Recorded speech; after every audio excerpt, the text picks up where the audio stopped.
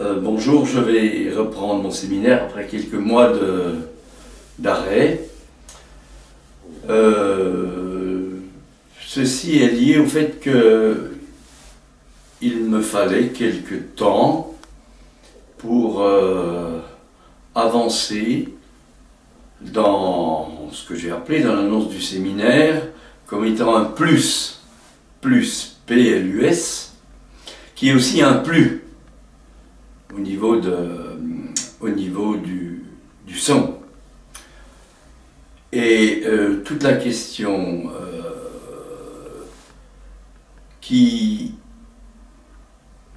ou une grande partie, plus exactement, de la question qui anime le psychanalyste ténor dramatique que je suis, est ce plus, pour autant que le psychanalyste, à la suite de l'enseignement de Lacan, notamment, il le cite à plusieurs reprises, notamment par exemple dans ce qu'il a intitulé radiophonie, c'est-à-dire des entretiens pour la radio, vers les années 1970, arrive à nommer comme étant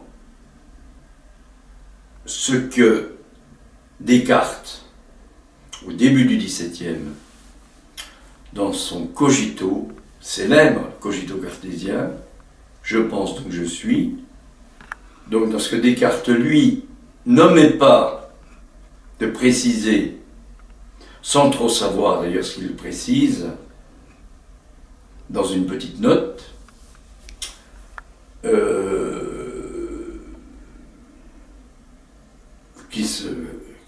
qui peut se dire ainsi en français, il l'écrit en latin, mais ça va se dire comme ça en français. Quand je m'avance sur la scène du monde, je m'avance masqué. En latin, larvatus prodeo. Cette dimension du larvatus, du masqué, est quelque chose d'important pour le psychanalyste, dans la mesure où on pourrait dire que dès que il est dans la position qu'il a à tenir, qui est une position intenable pour la conscience, ce larvatus, ce masqué, est indispensable à devoir être mis en jeu, puisque c'est lui qui va, en quelque sorte, permettre que celui qui vient lui parler puisse parler. Et c'est toute la dimension de ce que les philosophes ont appelé l'être. Et ce qui est étrange, ce qui m'est apparu progressivement pour le ténor dramatique, mais on peut dire pareil pour le ténor lyrique, pour ce que vous pouvez voir sur la page d'accueil de mon site, son écrit, je vous rappelle, www.sonecrit.com, où se trouve ce que j'ai essayé de dire, et ce que j'avance aujourd'hui comme pouvant être la visée aussi du lyrique, parce qu'il ne suffit pas effectivement lyrique de se baser uniquement sur l'étymologie, la lyre d'Apollon, etc., et la flûte de Dionysos, c'est quand même quelque chose de plus élaboré que ça. Si vous regardez donc sur la page de son écrit, la page d'accueil de mon site, de son écrit, vous verrez que j'ai mis cette année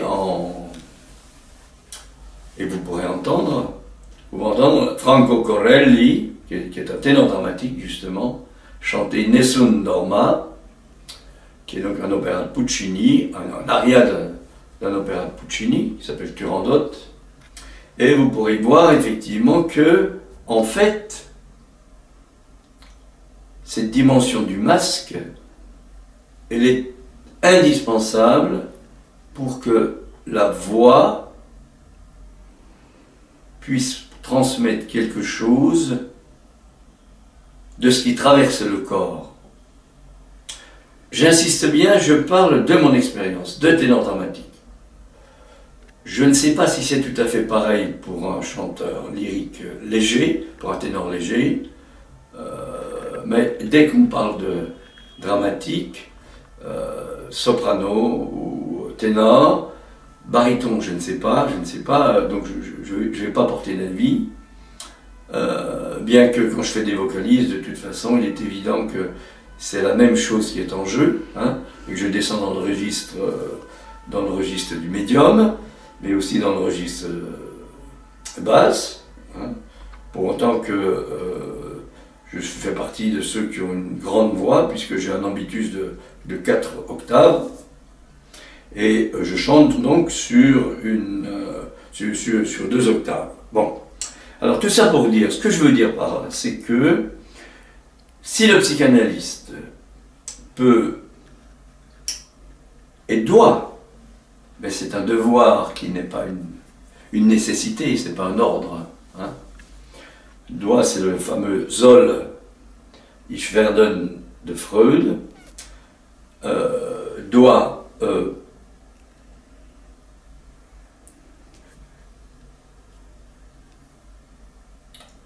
être dans une position qui est celle du para-être,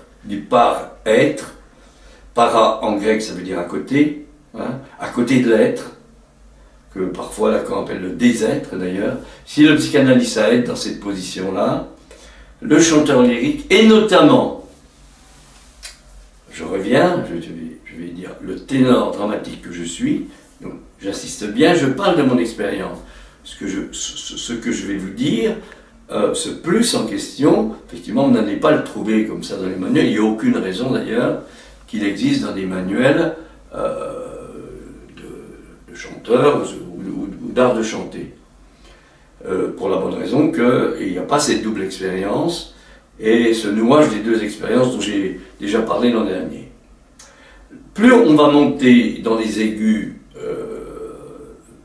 et par exemple si on monte au contrut, hein, dans un aria, il est évident que quelque chose de particulier fait que le ténor dramatique, notamment, hein, le ténor dramatique, ne sait plus bien où il est.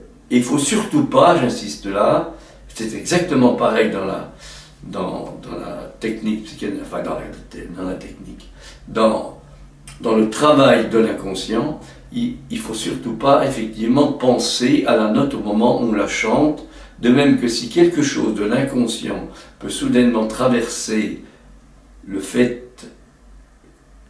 ce qui est dit, hein, ce qui est dit par quelqu'un, il importe que la pensée ne soit pas présente pour que ça ait lieu. Pourquoi? Parce que la pensée, elle est quelque chose qui fixe, c'est-à-dire que dès que je pense, je ne suis plus en mouvement. Hein, il suffit je fonctionne comme un dictionnaire, c'est-à-dire qu'il y a un sens, point final, c'est tout. Alors, il peut y avoir peut-être éventuellement plusieurs sens, mais je sais à peu près ce que je dis. Le mouvement, c'est quand je ne sais pas que je sais. Et quand je chante, l'important c'est que la musique chante en moi, et non pas que je chante de la musique. C'est-à-dire qu'elle puisse en quelque sorte dire, c'est un dire, hein, c'est pas un dit, évidemment c'est pas quelque chose que je vais entendre, hein, quelque chose comme ça, en toi, je suis chez moi, hein, c'est quelque chose de cet ordre, hein, et que le chanteur puisse lui dire quelque chose du même ordre, ce qui fait que il n'y a plus à ce moment-là un intérieur et un extérieur. Il y a un ex intime que Lacan appelle extime. Alors, c'est un peu tout ça que je vais développer, je dirais, aujourd'hui. J'ai commencé à aborder cette question. Aujourd'hui, je la pose un peu sous forme d'interrogation, parce que c'était vraiment quelque chose qui m'a beaucoup animé ces mois derniers, d'autant plus que je gagnais en ce qu'on appelle en hauteur, c'est-à-dire que je gagnais, ma voix pouvait chanter des aigus de plus en plus élevés, tout en chantant des graves de plus en plus graves, parce que finalement on arrive dans le chant lyrique comme dans l'expérience de l'inconscient, on touche à quelque chose qui n'est pas de l'ordre du conscient. Et ce que je voudrais dire aujourd'hui, c'est que, je l'ai déjà un peu avancé, c'est que lorsque chacun d'entre nous a pu accéder au fait de parler, c'est-à-dire lorsqu'il a pu, et c'est venu à la suite du fait que, à un moment, émettant, ça c'est Freud qui nous explique ça très tôt, en 1895, dans l'esquisse d'une psychologie scientifique, dès que l'enfant émet quelque chose qui s'appelle, on va appeler un cri, hein, ce cri est entendu par, en principe, les parents, notamment la mère, qui va lui donner une signification. Et c'est comme ça qu'il va rentrer progressivement dans le dictionnaire, c'est-à-dire dans le sens. Et que vont se développer entre lui et l'autre des mécanismes d'identification qui sont finalement des mécanismes de confusion et d'une certaine aliénation. Mais c'est indispensable de passer par là. Bon, quand on commence à chanter, ce que le ténor dramatique peut dire, en réponse, et dans le même sens d'ailleurs que le psychanalyste, ce que donc le ténor dramatique peut dire, c'est que quand il m'a chanté, eh bien, du lyrique, hein, il y a quelque chose d'énigmatique qui fait que, contrairement à ce que la pensée peut nous dire, on ne monte pas et on ne descend pas, on chante toujours à l'horizontale. Mais derrière ce masque qui apparaît comme ça, là, au niveau de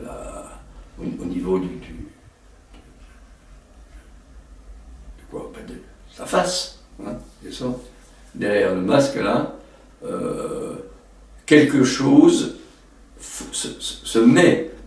Enfin, il faut arriver à mettre en place quelque chose pour que, au fond de la gorge, au niveau et au niveau du thorax et au niveau du sternum, il faut que le sternum puisse descendre, la clavicule puisse descendre, que les épaules soient un tout petit peu en avant, évidemment qu'on respire pour ce qu'on appelle le ventre, que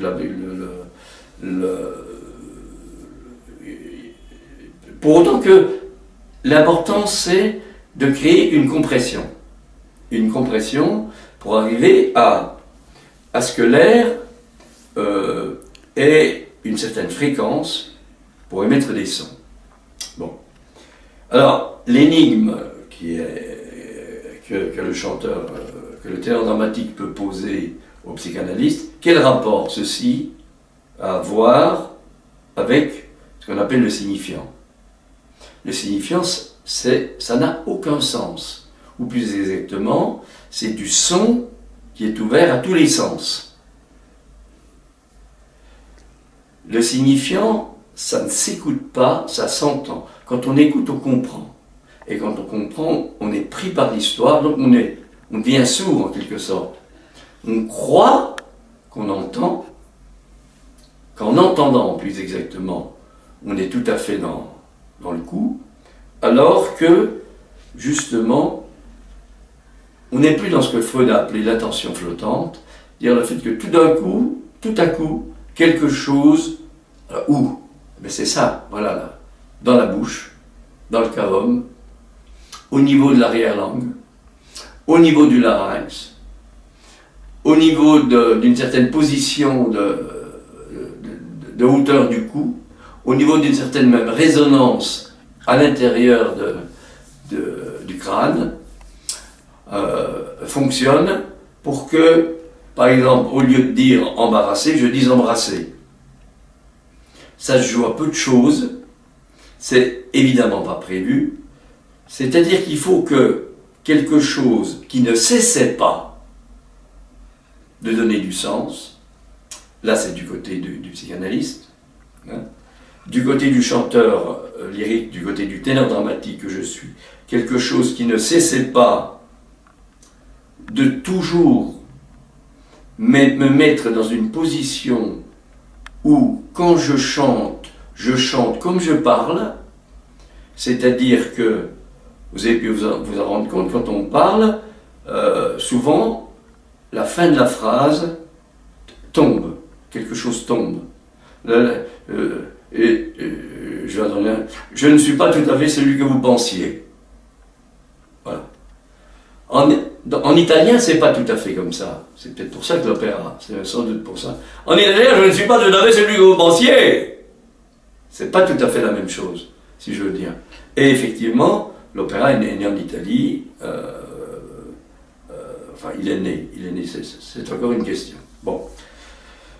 Il y a donc, vous voyez qu'il y a, ce que je dis n'est pas simple, mais il y a quelque chose de comparable, je ne veux pas dire d'identique, hein, entre le fait de chanter et le fait de parler. Mais, c'est pas du tout dans le sens que l'on pense, le sens au niveau de la direction. C'est-à-dire que quand je parle, en fait, et d'ailleurs, les chanteurs d'opéra le savent bien, hein, en principe, ils ne parlent pas dans les heures qui précèdent le moment où ils vont aller chanter, ils vont monter sur la scène de l'opéra. Hein. Tout ceci parce qu'il faut chanter, effectivement, avec une certaine technique, bien sûr, mais ça ne suffit pas. Il importe d'avoir la technique, hein, mais il importe aussi surtout que le larynx puisse être libéré et surtout que le diamètre du larynx puisse être réduit au maximum pour qu'il y ait beaucoup de timbres et que notamment au niveau des aigus, eh bien, il y a une compression encore plus grande puisque l'orifice est plus petit. Quand je parle, alors là c'est le psychanalyste qui peut entendre quelque chose quand le patient vient lui parler de ses difficultés. Hein.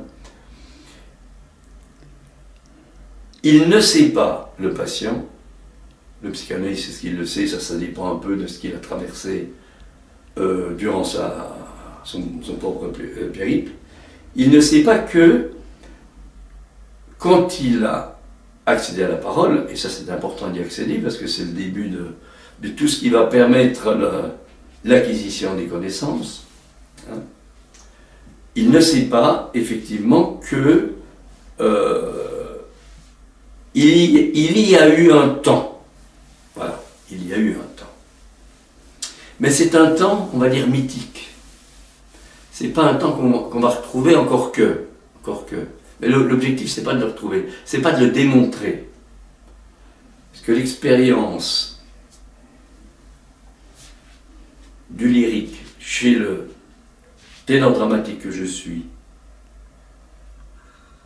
m'a conduit à accepter, parce que ça ne va pas de soi, accepter, c'est que avant d'accéder au sens et au mot, à la signification, à la parole, il y avait donc un temps particulier, hors sens, non-sense, hors sens, où le petit homme entendait, et non pas écoutait, entendait, était tendu vers quelque chose qui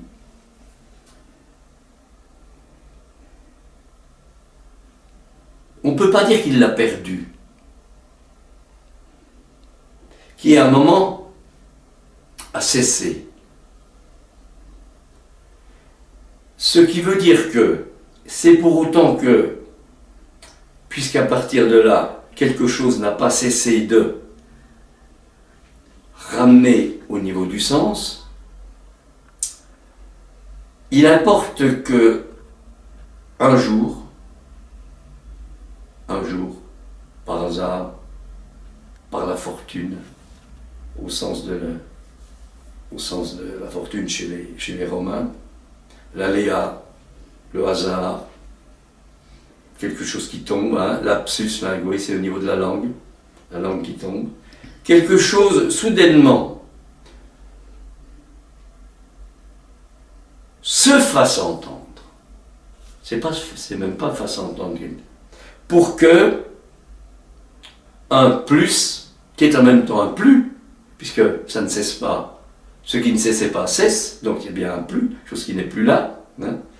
Mais la magie, la richesse de la langue montre bien que ça s'écrit de la même façon, mais ça s'entend autrement, hein, pour que alors quelque chose qui ne cessait pas de se dire, hein, tout ce que l'on sait, tout ce que l'on va trouver, toute l'histoire, tout cela, cessant, si ce qui ne cessait pas cesse, alors du possible, le possible peut advenir. Et ce possible, c'est un oui qui on ne peut pas dire nous rappelle, parce que c'est pas il n'y a pas de mémoire tant qu'il n'y a pas de pensée, et à ce moment-là, il n'y a pas de pensée. Hein. Alors est-ce qu'on peut dire commémore? Il y a le mot mémoire dans commémore, ça ne va pas non plus. À ce moment-là, il y a quelque chose qui met en direction de ce temps, qui a dû le céder, moi je dirais même pas qu'il est oublié, qui a dû le céder au temps d'accès à la parole, c'est-à-dire au temps du sens. Or,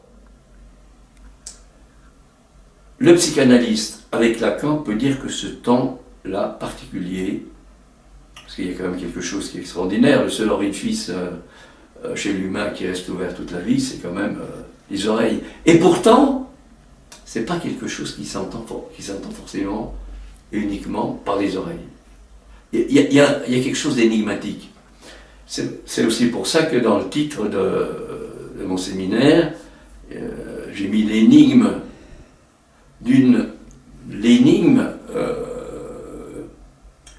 voix sans mesure. La mesure, évidemment, ça vous fait penser à la mesure, battre la mesure, hein. Mais c'est quelque chose qui ne se mesure pas. Pour autant que mesure, ça fait aussi, c'est pas très loin une censure, hein. J'ai rien contre la mesure, mais enfin bon, mesure, c'est aussi la démesure. Si on écrit ça en deux mots, hein, des mesures, ou en un seul mot, c'est quelque chose du même ordre, hein. Bon. Et vous savez que toute la musique est articulée au son, même si il y a un certain oui à dire aux mots, d'une certaine façon, et si toute la question de ce qu'on appelle la colorature dans le chant, hein, notamment à partir de la langue italienne, hein, et ce quelque chose qui est entendu, qui peut être entendu, et qui même est indispensable, sinon, effectivement, la voix, celui qui chante, si elle ne passe pas par là, par cette dimension de la colorature, c'est pas uniquement une catégorie de soprane. Hein.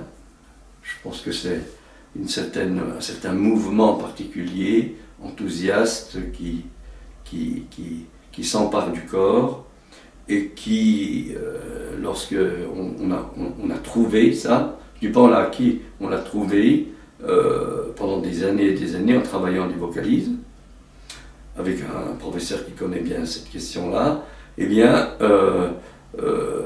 c'est quelque chose qui, si ce fut le cas de Corelli, c'est aussi le cas de Domingo, même s'ils n'ont pas tout à fait la même technique. Domingo, ça fait quand même très très longtemps qu'il chante, hein. Il continue à chanter, même s'il est plus dans le registre baryton actuellement. Hein. Mais enfin, il a une technique de ténor. Hein. Mais, et je vais m'arrêter là-dessus, ça va me permettre d'introduire la prochaine fois les choses. Il ne suffit pas d'avoir une bonne technique. Alors on pourrait dire, oh ben bien sûr, à ce moment-là, c'est lié aux possibilités, aux facilités. Je ne crois pas que c'est comme ça. Je reviens à ce que je disais à la question du masque. À l'origine du théâtre grec, au 5e siècle avant Jésus-Christ, le théâtre grec vient du dithyrambe dionysiaque, c'est-à-dire d'une danse chantée par un chœur. Et les différents protagonistes, là, portaient un masque, ou avaient un masque. C'est quand même curieux qu'à l'origine de la tragédie grecque, qui ne va pas durer longtemps, parce que ça va vite être... dès que la conscience va apparaître, dès qu'on va penser que c'est dangereux, c'est ce qui se passe avec notamment les Silènes, les adeptes de Dionysios, on va rapidement établir l'état athénien régulier, etc., Périclès et compagnie, hein. Bon, pour que les choses soient bien définies, et donc la tragédie va disparaître, et après il y aura la comédie, etc. Bon. Alors, oui, c'est quand même étrange, parce que là ça nous renvoie, je ne dis pas que c'est identique, mais ça nous renvoie à ce que j'essaie de dire, à savoir qu'à l'origine de l'humain, il y a ce quelque chose qui est sans mesure possible, qui a à voir avec le son, que l'opéra ne cesse d'essayer de faire entendre, c'est ça l'opération lyrique. J'ai tout à fait, en vous parlant maintenant, à l'esprit que c'est très énigmatique ce que je dis là, mais j'aurai l'occasion d'y revenir, parce que c'est ce plus qui me semble tout à fait important, et c'est ce plus qui, d'un autre côté, me permet de dire à moi, qui suis médecin, donc qui est connu, qui a appris et connu le corps anatomique habituel, qu'on connaît, qu'on peut observer, qu'on peut réparer, qu'on peut mettre dans un train, qui nous fait mal, qui nous fait souffrir, etc. Hein. Mais, et sur ce corps, les mots qui vont être incorporés vont pouvoir entraîner toutes sortes de choses, notamment des symptômes. Hein. Bon, ça c'est le psychanalyste qui peut en parler. Eh bien, il y a autre chose. Il y a un autre corps, un corps lyrique, propre à chacun. Et c'est sur l'énigme de cette voix lyrique que je vais m'arrêter aujourd'hui, en vous donnant rendez-vous dans un mois. Voilà.